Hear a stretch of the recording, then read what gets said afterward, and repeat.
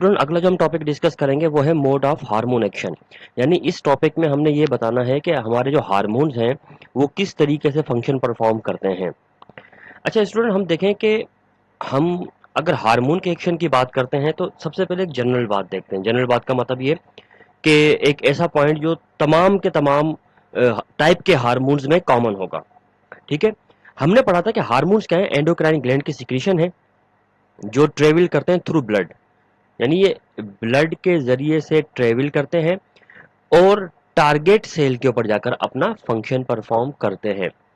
अब हार्मोन्स तो हमारी बॉडी में बहुत सारे डिफरेंट टाइप के हैं, तो उन हार्मोन्स को ये कैसे पता लगता है कि उनका टारगेट क्या है। ठीक है, एक्चुअली तमाम के तमाम हार्मोन अपने टारगेट को रिकॉग्नाइज करते हैं, पहचानते हैं। और कैसे पहचानते हैं? Through their surface receptors. Surface receptors के थ्रू पहचानते हैं। ठीक है, इसका मतलब ये हुआ कि जितने भी हार्मोन हमारे बॉडी के अंदर मौजूद हैं, वो हार्मोन जब ब्लड में आते हैं तो ब्लड में आने के बाद वो ट्रेवलिंग स्टार्ट करते हैं और ट्रेवलिंग के बाद वो जस्ट अपने रिसेप्टर फाइंड आउट करते हैं। और ये जब उनके रिसेप्टर मिल जाते हैं तो वो अपने आप को अपने रिसेप्टर से अटैच करके उस सेल में, मतलब उस टारगेट सेल में बायोलॉजिकल चेंजेस लाना शुरू कर देते हैं। ठीक है, अच्छा अब मिसाल के तौर पर एक हार्मोन है, फर्ज करें कि ये एक मेम्ब्रेन है। ठीक है, और इस मेम्ब्रेन की सरफेस के ऊपर रिसेप्टर्स मौजूद हैं। फर्ज करो ये इसकी सरफेस पे रिसेप्टर मौजूद है, ये वाले। ठीक है, अब इसका जो हार्मोन होगा वो ये हार्मोन के ये मॉलिक्यूल है, ये अपने आप को अटैच कर लेंगे। लेकिन अगर मिसाल के तौर पे कोई भी एक सेल है और उसकी सरफेस के ऊपर जो रिसेप्टर मौजूद हैं वो इस टाइप के हैं, तो इसका मतलब है कि ये वाला हार्मोन इसके लिए नहीं है, इसके लिए ये वाला हार्मोन होगा।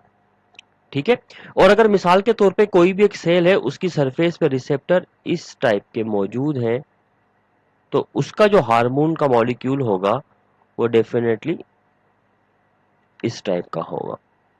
ठीक है, इस टाइप का हार्मोन का मॉलिक्यूल उसका ऐसे होगा। तो आप ये देख सकते हैं इस चीज को।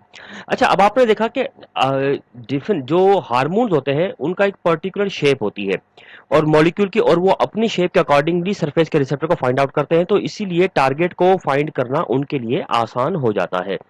ठीक है, अच्छा अब ये भी हो सकता है, ये भी पॉसिबिलिटी है कि मिसाल के तौर पे हार्मोन उनका एक है। ठीक है, उस हार्मोन के रिसेप्टर डिफरेंट टाइप के सेल्स पर पाए जाते हों।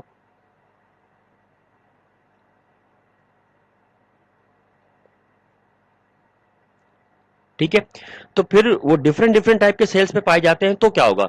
तो होगा ये कि वो हार्मोन जब रिलीज होगा तो जिस सेल पर एक्ट करेगा वो उस सेल की नेचर के अकॉर्डिंगली फंक्शन करना स्टार्ट कर देगा। यही वजह होती है कि एक हार्मोन के एक से ज्यादा मल्टीपल टाइप के फंक्शन भी हो सकते हैं, जैसा कि आपका ऑक्सीटोसिन है। ठीक है, ऑक्सीटोसिन कोई एक ही टाइप का काम तो नहीं करता, ये दो तीन टाइप के डिफरेंट काम करता है हमारे अंदर।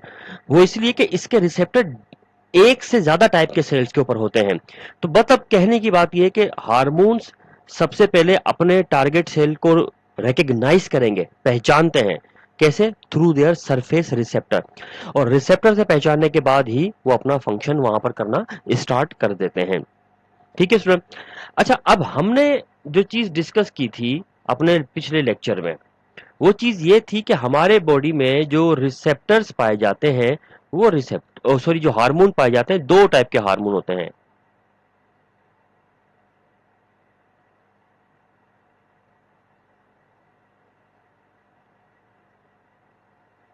दो टाइप के हार्मोन हमारे सेल्स में पाए जाते हैं।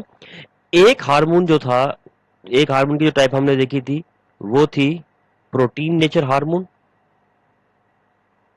ठीक है, और दूसरी थी lipid nature hormone. Okay, sorry, lipid nature के हार्मोन थे। अब जो प्रोटीन नेचर के हार्मोन होते हैं ये पोलर नेचर के होते हैं।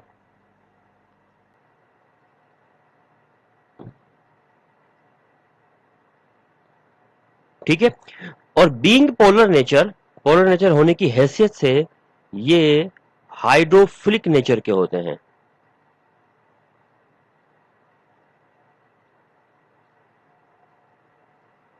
हाइड्रोफिलिक नेचर के होंगे ये, हाइड्रोफिलिक नेचर के होंगे।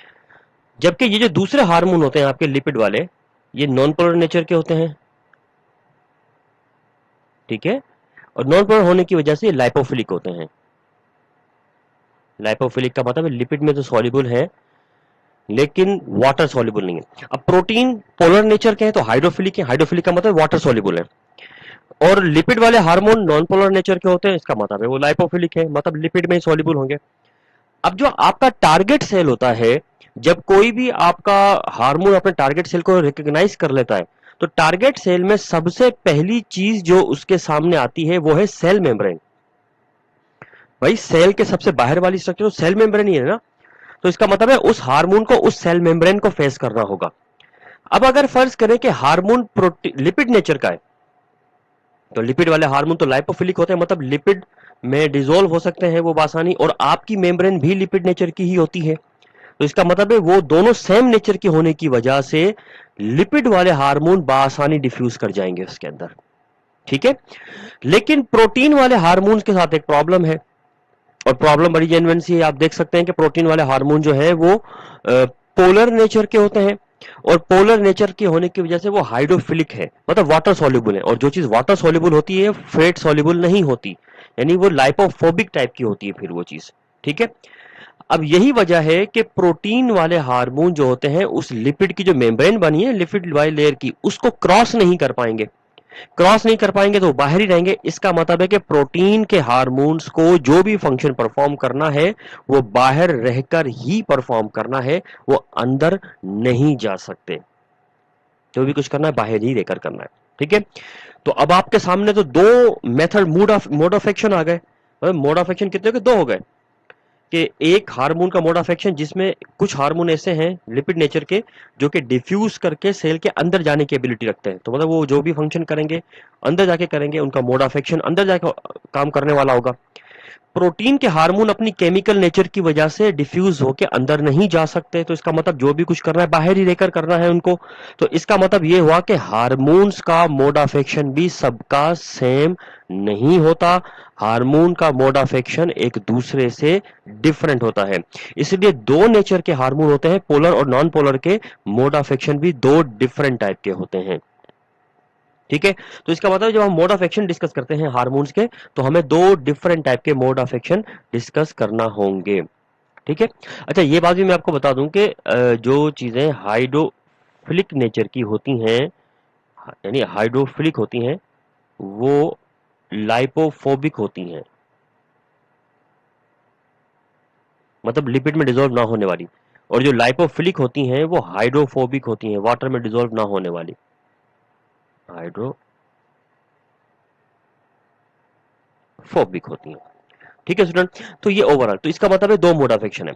अच्छा जब कभी भी हम मोड ऑफ एक्शन की बात करते हैं कि हमारे सेल में किस तरह मोड ऑफ एक्शन चलता है, एक बात आप याद रखिएगा, और वो बात बड़ी इंपॉर्टेंट है, और वो ये कि चाहे मोड ऑफ एक्शन इस प्रोटीन यानी पोलर हार्मोन्स का हो या लिपिड नॉन पोलर हार्मोन का, पहला पॉइंट दोनों में कॉमन होगा। और पहला पॉइंट क्या होगा कि हार्मोन्स जो होते हैं ये आते हैं ब्लड में, ठीक है, और ये ब्लड में ट्रेवल करते हैं, और during this travelling they find out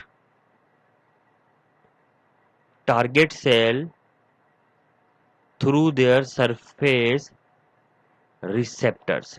ये सरफेस रिसेप्टर के जरिए से अपने टारगेट सेल्स को फाइंड आउट लोकेट करते हैं, और जैसे ही सरफेस रिसेप्टर पे जाकर ये पहुंच जाते हैं, अब ये अकॉर्डिंग टू नेचर अपना फंक्शन परफॉर्म करते हैं। यानी अगर लिपिड के हैं तो उस हिसाब से फंक्शन परफॉर्म करेंगे, अगर प्रोटीन के हैं तो उस हिसाब से फंक्शन परफॉर्म करते हैं। प्रोटीन प्लस लिपिड की नेचर से फंक्शन परफॉर्म करते हैं, यानी अंदर जाकर और बाहर रहकर।